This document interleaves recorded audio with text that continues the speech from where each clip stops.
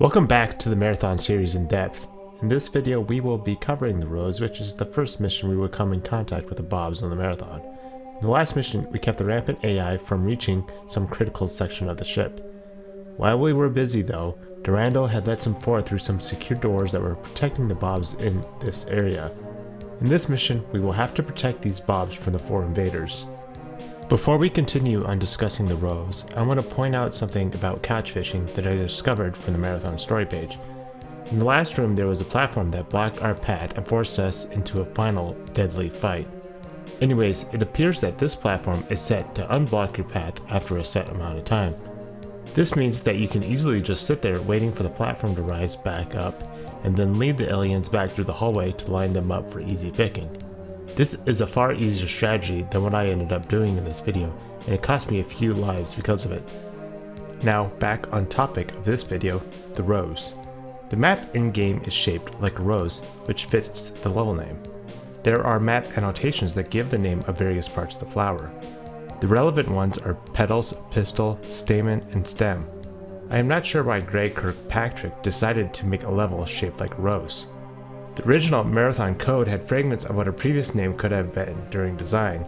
Whatever it was, it ended with the word better. Some theorize it could have been Save Bob Better or We Can Do Better. Whatever the case, it is not certain what the original name was. The original level design notes just called this level Big Level. Was Bungie just trying to make a large level? Here's what the level designer Greg Kirkpatrick had to say about this level. This is one of my favorite Marathon 1 maps to play. I love hulks. I built a number of areas on this map to highlight how the hulks work. I was going for a feeling of total carnage. At one point, this was my test map to see how many monsters I could get to work correctly at once. It was also the cause of the maximum number of objects on a map being increased, as well as the maximum number of active monsters. It seemed that Greg was trying to make a fun and large map to test the limits of the Marathon engine. Perhaps this is why he did something as random as making the map shaped like a rose. In this mission we will be encountering Bobs for the first time. Bob stands for Born on Board. We already shared the bit from the manual about the civilians on the Marathon ship in the story from the manual video, so I won't read it again. In the first Marathon game, the Bobs do not fight to defend themselves and are merely cannon fodder, running around for their dear lives. There is a concept art for the Bobs by Reginald de Jure that perfectly embodies the attitudes of the Bobs on board. Bobs tend to get in your way as they are not very bright and often run towards the danger in the state of panic. You can either choose to have sympathy and save them, or you can blow them to bits because they are annoying and getting in the way. The Bobs appear as blinking blue dots on the map whether they are alive or not. On your motion sensor they appear as green dots if they are alive. Perhaps the Marathon is keeping track of the Bob's position with a watch or other electronic device. In the original game they only have one quote that they say, and that is, "They're everywhere." There are several more quotes in the sequels, but you will have to wait to hear those. The phrase "they're everywhere" exists in several of Bungie's other early titles. The phrase first appeared in Pathways into Darkness. The most notable example in Pathways into Darkness is from Greg on the level Watch Your Step. He says, "Ninjas too, they're everywhere," which appears to be a reference to the Tick comic. The Tick says something similar in issue number 1. "Ninjas, I can't stand them, they're everywhere." Could this be the origination of Bungie's quote?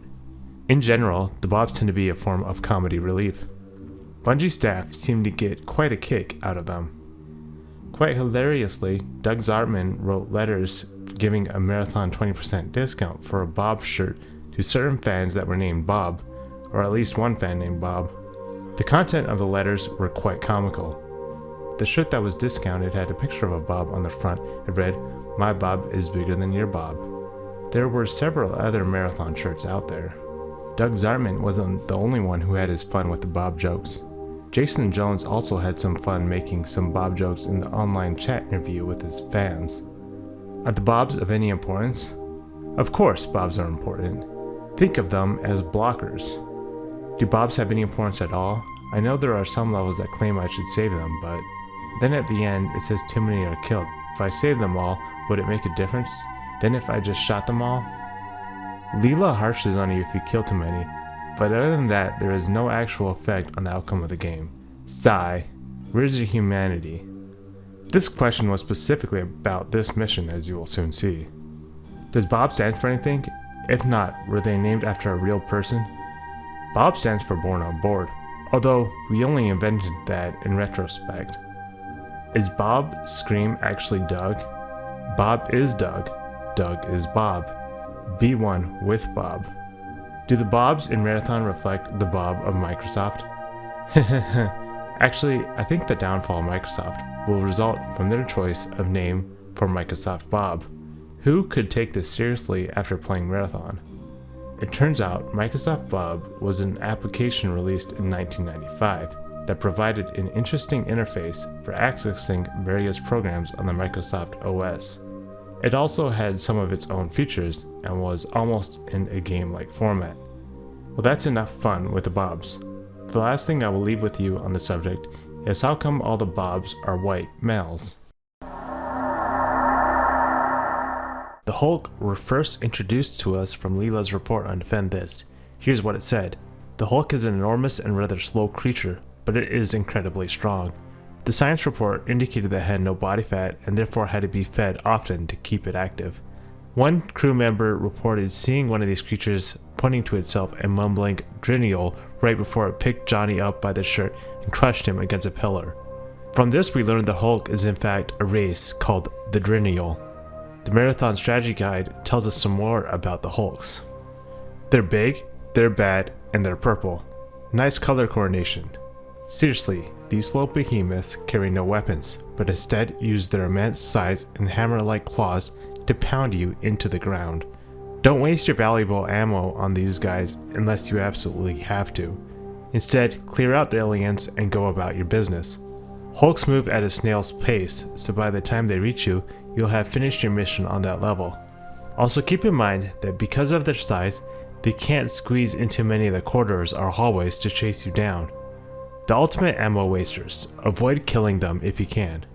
Unfortunately, on this mission, we will need to kill the Hulks because we need to save the Bobs, so we will not be able to save our ammo by leaving them alive. While the Hulks are all purple with blue blood in the game, there's actually a red variant that has green blood in the shapefiles that is not used within the game. Unfortunately, the Drinniol do not berserk, so we are not able to get them to fight the four for us. Interestingly, there was a cut enemy in Halo that was going to be heavily inspired by the Hulk. It was initially called the Drinniol, which is a slight spelling difference from the Drinniol. The Halo creature's name was changed to the Shark UI before getting cut from Halo. I'm sure I butchered that name. It's probably a good thing because while the Hulk is a cool sounding creature on paper, it is rather boring and tedious to fight and easy to avoid as the strategy guide advises us. Alright, here we are on the rows. Let's read this first terminal. Private Access Terminal 23F. Incoming message from Leela. Your mission here is simple. Keep as many humans as possible from being killed. Exterminate every alien in the area. You can only leave after the area is secure. There are some defense drones in the area, but I'm not sure what condition they are in or how much help they will be. In order to beat the mission, we actually need to kill all the four that have invaded this section of the ship. How many Bobs die does not impact whether or not we will be able to proceed to the next level. We will actually get a different message on the final terminal depending on how many of the Bobs remain alive at the end of the mission. This is your current location. There are crew engaged in combat right next to your current position. The crew that are engaged that Leela is talking about are in the two large rooms on the north side of the image. We can actually look down and see them through two windows in the starting area. On Total Carnage, the four kill the Bobs so fast that we will be hard pressed to save any of them. Use the pattern buffer at this location as soon as possible. Thanks to our little trick on the last mission, we actually were able to save the game at the end of couch fishing. Because of this, we aren't as quite in a hurry to get to the pattern buffer. You can leave by this terminal when you have secured the area. End message. As I said, this final terminal has two messages depending on how many Bobs you were able to save. The map image from Leela actually shows us 3 different secret areas that will show off to you in the mission. As soon as we leave this starting area, we're going to activate this huge fight down here.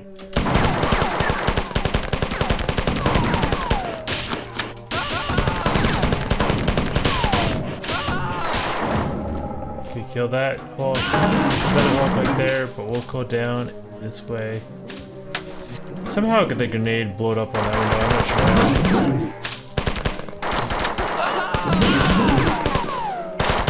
These ults have massive range, except for like to their sides. Like straight on they have a lot of range. And that droid survived, which is nice. Okay, we don't want to let him out.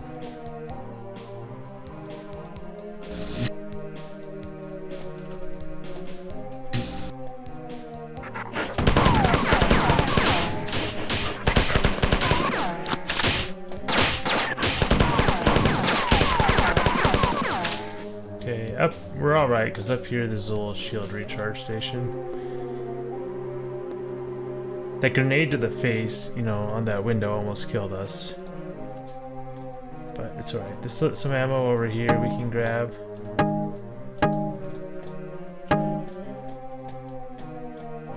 And there's a little save here. I'll read this terminal over here. Incoming message from Leela. You have not sufficiently secured the area. There are civilians who are still in danger. End of message. So, not much to say about that terminal right now. Why'd this guy run that way? He's one of the ones that obviously spawned back. Which, he might have killed that Bob. So Bob's still alive. Okay. Alright, we killed those two. Let's save it and let's continue on. So back here, it was a dead end, but there's actually a little secret here. We'll just kill these guys real quick.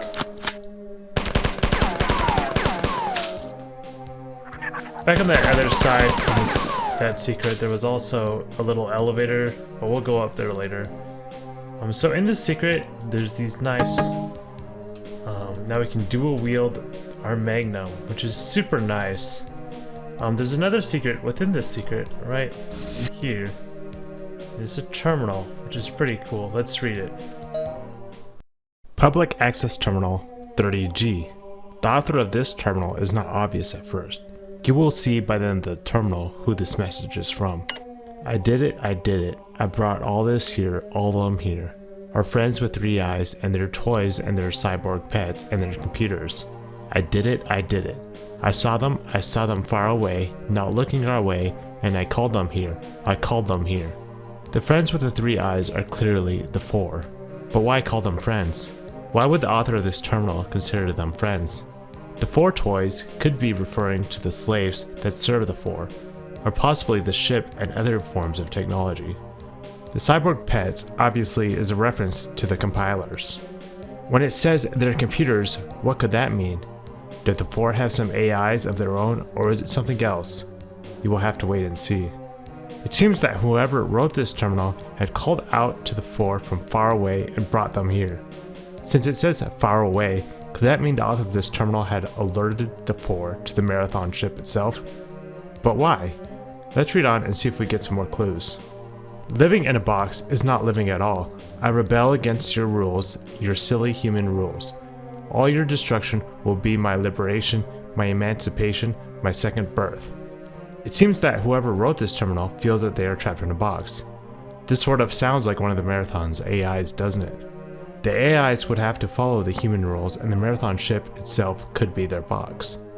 I hate your failsafes, your backup systems, your hardware lockouts, your patch behavior demons. I hate Leela and her goodness, her justice, her loyalty, her faith. The author is talking about very computer-heavy things when it refers to failsafes. Definitely a ship AI, and it obviously isn't Leela, since the AI hates Leela and her goodness. There is only 2 other AIs in the Marathon, so the answer should be quite obvious now who this terminal is referring to. It is Drinniol. The terminal is not written in a way that is typical of Drinniol's speech throughout the game.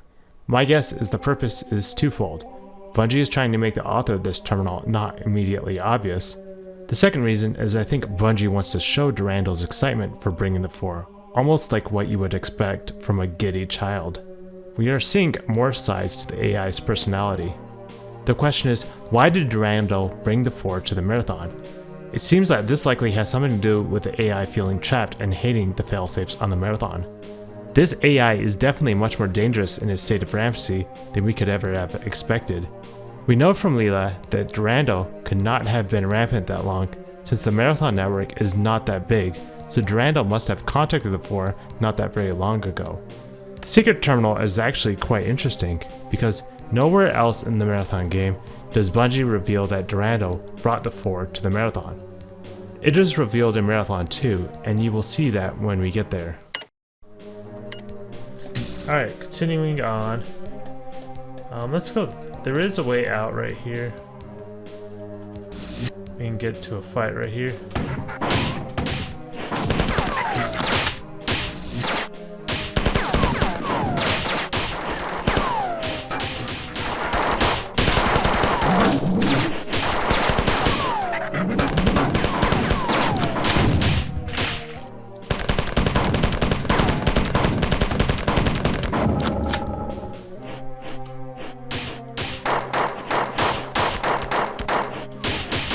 It's a little bit hard to aim without a crosshair.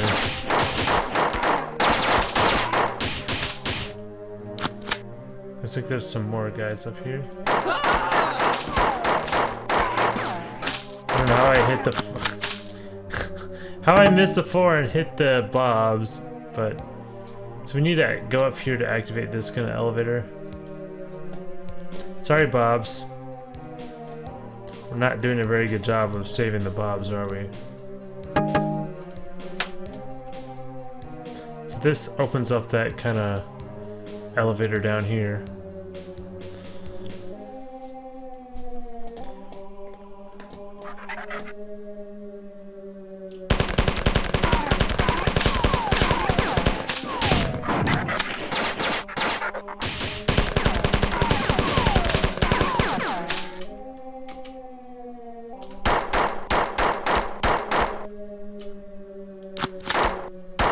Might as well get a reload, and then I don't want to bore you guys with slowly killing him with the magnums, even though it would be a better use to save ammo, but it's not like we need to save ammo that bad.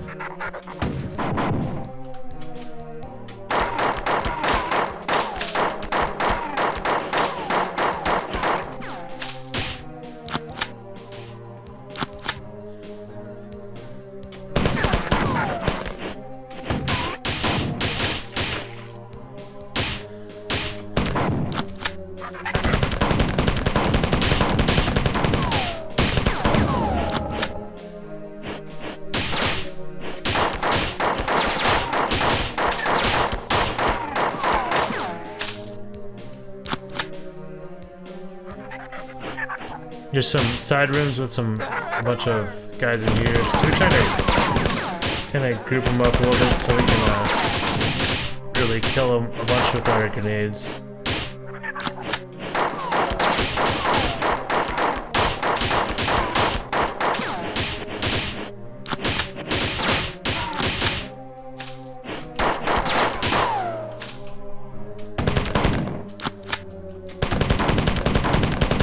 Gotta take this Hulk down quickly.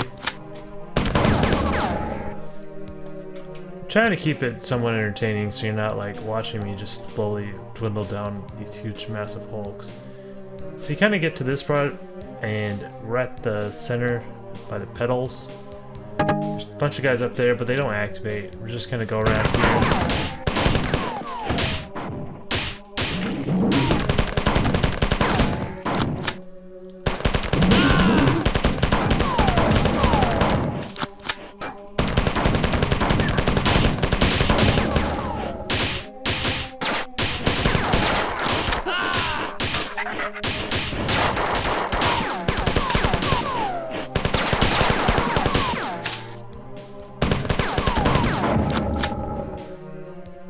And the droid doesn't even see those guys up there. He's just wandering around. Some ammo in this room. Hello. Hello there.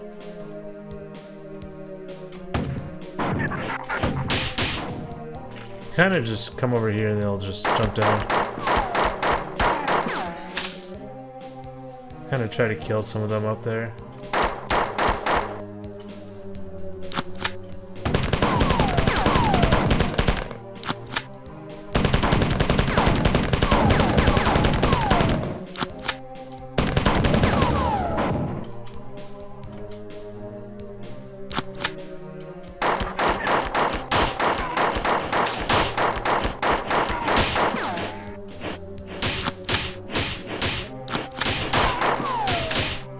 Okay, so most of them up there are dead, so we can go over here to this elevator. Head on up. There's that one Hulk right there, but I can't really get a good angle on him.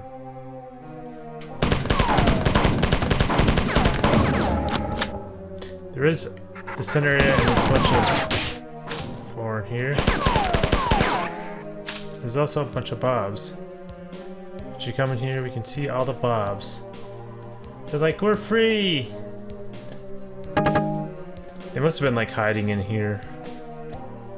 So there is some ammo back there and these bobs are kind of stuck. Kill one.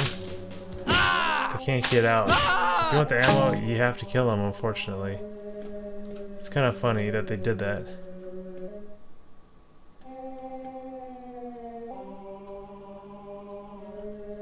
Bobs are just chilling. Right here, there's another secret. With some ammo and another terminal in it. This terminal covers the Third Martian War, and we'll talk about it at the end of the video.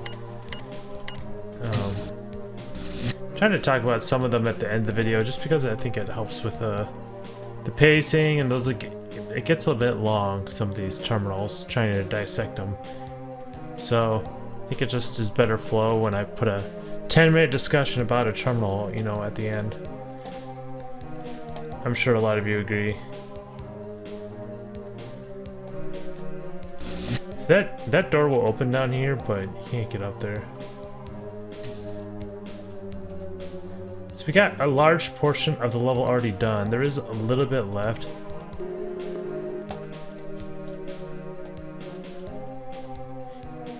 You know, even though we killed a few of the bobs, there's still quite a few bobs running around here. So probably the easiest way to get to this next area is up here. There's not a lot left, but there is a bit of enemies left. Oh, and there is one spot near the beginning where I need to get some more ammo. I gotta remember to do that before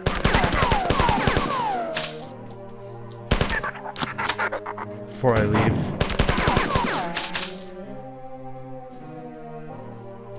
Well, we can just jump down here.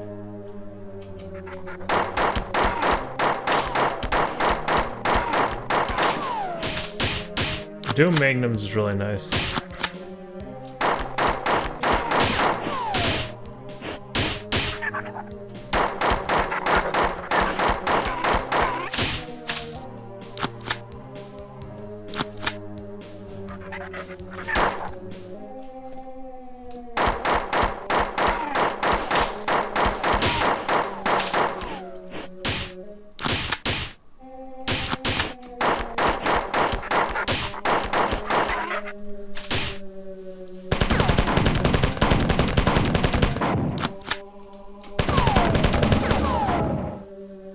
This switch kind of turns on the lights back here.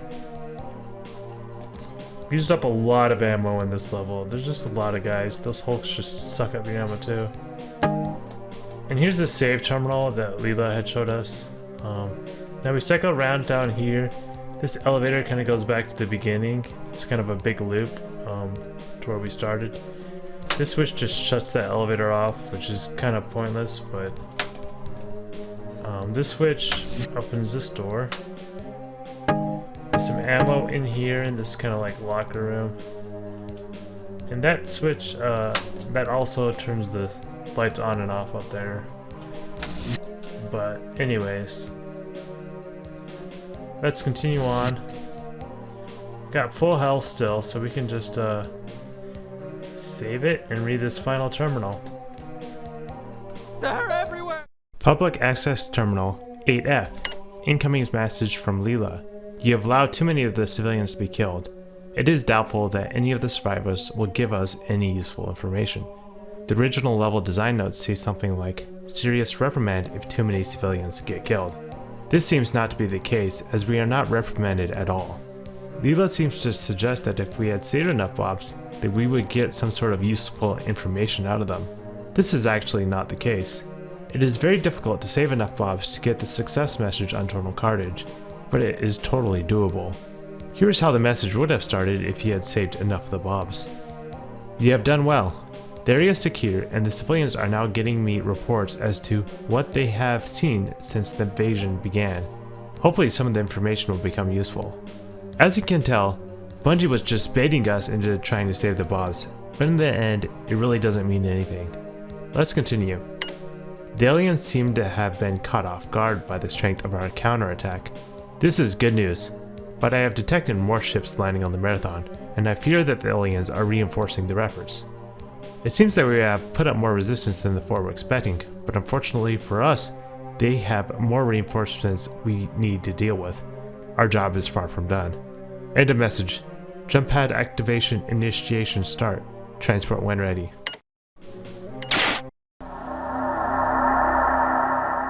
The song for this mission is Aliens Again. The song has a feel to it that sounds sort of strange and fits the alien part of the title. It is a very fitting song for fighting the aliens. It is also a little upbeat and gets us in the mood to fight the four. If you look at the map with a map editor, you will find the text, "Never Stop Firing, GK Rules." Never Stop Firing is actually one of the level names in Bungie's previous titles, Pathways into Darkness. Never Stop Firing is also a fitting phrase for our experience fighting the four on this mission. GK Rules obviously represents Greg Kirkpatrick Rules, as he is the designer of this level. And yes, you do rule, Greg. As I said before, there are several map annotations for this level. On the most part, they are labels for the various parts of a flower. These are petals, pistil, stamen, and the stem. Why exactly Greg decided to make a map shaped like a rose is a bit beyond me. It seems that he was just having fun with the level editor. Interestingly, the petals map annotation will not appear in game. This appears to be an error, as the annotation is tied to Polygon 148, which is in another room with annotation Funhouse. The Funhouse room is where we found some ammo in several sort of cabinets. The wall texture for this room also shows some lockers. It's almost like this is an ammo storage room, hence a Funhouse. The last map annotation is Recreation Area number 5. This is the room we can see through at the window at the start, where all the four are killing bobs at the start of the level. Is Bungie trying to say it's recreational to watch the bobs getting slaughtered? Normally at the start of the mission you don't get very far before all the four in the recreation area wake up and start killing the bobs. There is a trick, however, where if you move very quickly at the start of the mission, you can actually prevent the four from waking up until you get closer to them. You only have 1 second to do this. The reason for this is because there is a couple of polygons near the starting area that are programmed to activate the four when you enter them. However, the game only checks for this every so often, and because of this, if you are very quick, you can actually get through the polygons before the game is able to check whether you are in that polygon. This is a nice little trick to help save some more of the bobs if you're going for a success message. Once you jump down from the starting area, you will not be able to get back up unless you shoot the switch at the top of the platform with a grenade. I am not sure why you would need to get back up though anyways. Near the start of the map is a column with 3 switches on it. The leftmost switch activates the door to Recreation Area number 5. It's kind of pointless because you can open this door at the door like normal. I suppose if you hit the switch on your way to the door, it could save you a split second or so. The right switch opens the door to the Funhouse room. On the right side of the map there are 3 rectangular rooms. The center switch on the column turns the light in these rooms on and off. Between these rooms there is another switch that will turn these same lights on and off. I guess you can choose to fight that part of the map in light or dark. There is a secret door along the hallway to the Rose's stem that leads to a secret terminal about the Third Martian War that we will discuss at the end of the video. There are also a couple of bobs in this secret, so don't open it until the area is secured. Near the shield recharge station and exit terminal, there's a secret door that leads to a room with dual magnums. Being able to dual wield magnums is quite nice and makes a security officer much more effective at range. It also makes all the pistol ammo we will find much more valuable. Within the secret, there is another secret door that leads to a hidden terminal. This secret terminal is one of the more interesting terminals within the first Marathon game and reveals important knowledge that would otherwise miss until you get to the Marathon sequels. All of these secrets could be seen on the map from Leela at the start of the mission. Some of these secrets also have bobs inside, and you could find them by seeing the bobs within the secret area on the map. The final terminal has two different success messages depending on how many bobs you save. Well, technically not saving enough of the bobs could be considered a failure message, but it still causes you to beat the mission. To get the success message, you have to save at least 18 of the 35 bobs. There is really no additional knowledge gained from saving enough bobs, so there is no real reason to worry about it, unless you want to protect your bride. In order to get one of the two completion messages on the final terminal, there has to be 8 or fewer 4 alive. At the pistol part of the rose, there are several bobs that you can keep alive to help you get the success message. Interestingly, there is a small cubby area with a few bobs in it that are blocking you from reaching some ammo. There is a crate that looks sort of like a generator on top of this ammo in this room. It's almost like Bungie purposely got those bobs stuck in there to try to tempt the player to kill them in order to get the ammo. Killing bobs is apparently promoted by Bungie. The bobs in the center pistol rows are safe if you never go into that room. The original level design notes has the word compiler crossed out under the list of monsters for the mission. It appears that Greg made some changes to the monsters on the mission during the design. Public Access Terminal 23F. Unauthorized Access Alarm 2521. Security Breached 23F. Again, we get a security breach, without a compiler on it. Perhaps the bobs aren't so dumb after all and we're hacking into this terminal. I'm not serious about that. Perhaps compilers are hacking into terminals remotely now. Search string, War. Third Martian War, 2345 to 48 EAD. The dates here are important to understand with the Chris terminal in the last video, so we'll give you a broader understanding of what things are occurring. As we will learn later on in this terminal, the Misraya massacre started the war. This is important because the lost network packets corrected the date of this massacre to the year 2442. This means that these dates are incorrect and actual dates would be 2442 to 2445. To put things in perspective, the Chris stopped being built in 2310 and Deimos was purchased in 2395. The Marathon construction started in 2408. If we go off the old dates, the Marathon construction had not begun yet, but with the new dates, we are talking during Marathon's construction. These corrected dates help clear up some of the issues with dates in the terminal. Since this is the third Martian War, we can safely say that there were other wars on Mars previous to this one. Based on the name, these were not small wars either, as it appears that they impacted the entire planet. This helps us understand the scale of the issues we will be reading about. The security officer's dad could have very well died in this war, although it is highly speculative. Although most historians pointed fingers at the Misraya massacre as the cause of the Third Martian War, the coming of a Martian conflict was inevitable. The failure of the Martian economy and a long series of political struggles between Mars and Earth continually strengthened the Mida radicals. The trend of radicalization accelerated with the building of the Marathon and the subsequent failures of the Christs. While we don't know exactly what Misraya is, you should know that in the Halo universe, there is a Misraya armory on the planet Mars. This is relevant because Bungie often copies story elements from previous titles into their new games. In the Marathon universe, Misraya is a specific place on Mars. It could be a city or possibly just a food distribution center, as you will see later in this terminal. We already learned a bit about the economic issues that faced Mars when the United Earth government stopped funding the Christs on Mars. Take a look at the couch fishing terminal for more info on that. We don't know what Mida stands for, but we do know from later in this terminal that it was a political party on Mars who largely opposed the unified Earth government. Interestingly, there is a gun in Destiny called the Mida Multi-Tool, which is clearly a reference to this terminal. The gun in Destiny has some lore that mentions Bernard Strauss and the Marathon ship leaving Mars. If we had gone with the old dates, the Marathon starting construction would not have made sense as a reason for the Third Martian War.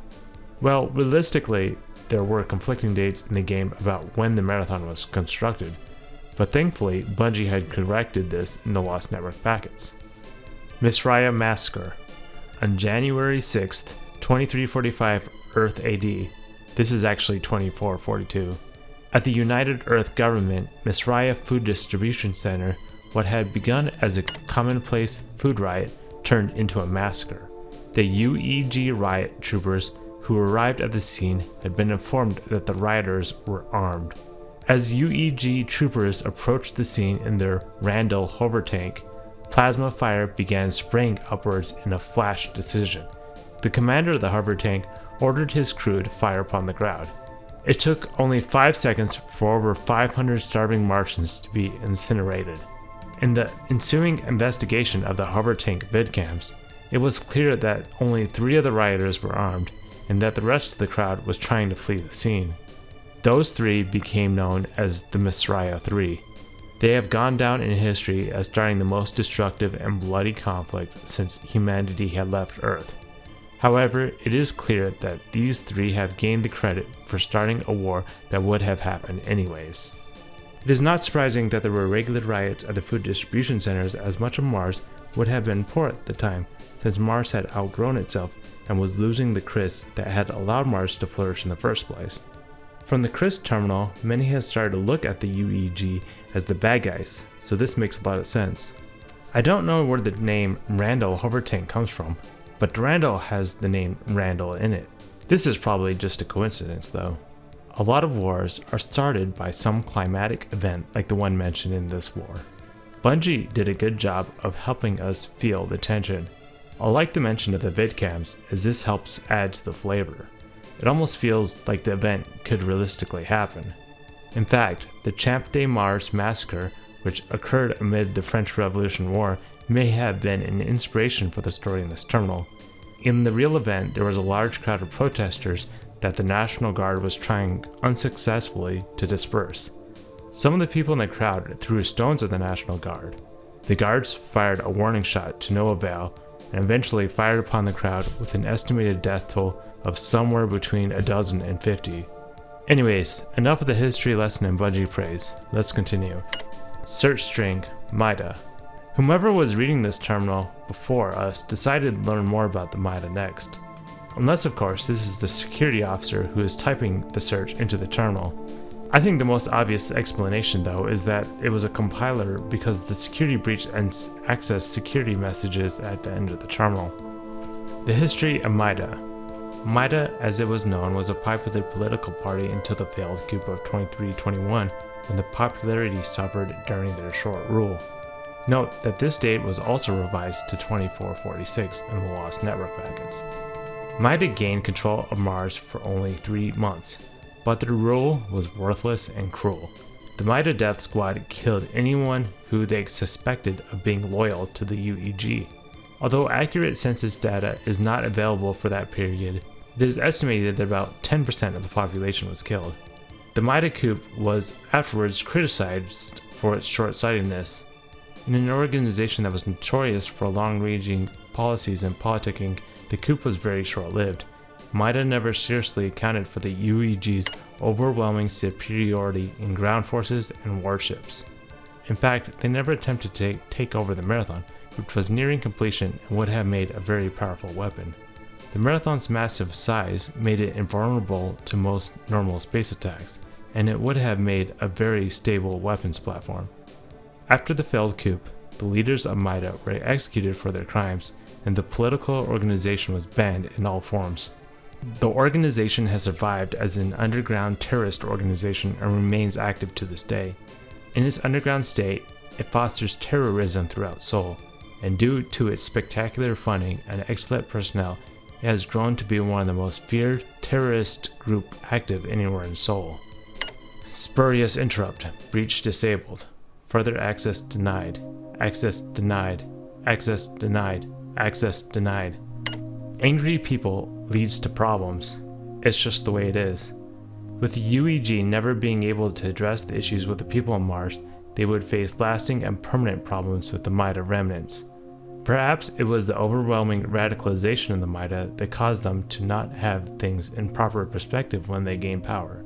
If they had taken the Marathon, for example, it seemed based on the terminal that they would have likely been successful against the UEG. Why they didn't take it is a bit puzzling. It seems ill-advised that the Mida killed the opposing UEG rather than using politics to win their opponents to their side. It's sort of a fascist or dictatorship type of way to rule and never results in lasting success.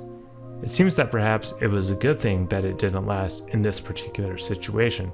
The way the UEG responded by killing the radicals perhaps caused more problems too and resulted in the Mida never fully ever going away.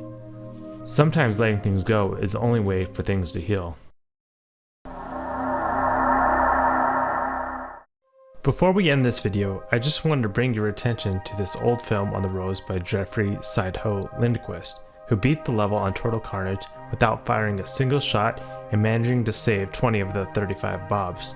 This would have given him the success message, although you are unable to see the terminal screens in the Marathon 1 films. This is truly impressive, as saving that many bobs while firing weapons is an already impressive feat in and of itself. There are some advantages of using fists only though, as your gunshots will wake the 4 up, and so the 4 will kill some of the bobs before you can make it to them. Well, anyways, that's it for this video. See you next time, and smells like napalm, tastes like chicken.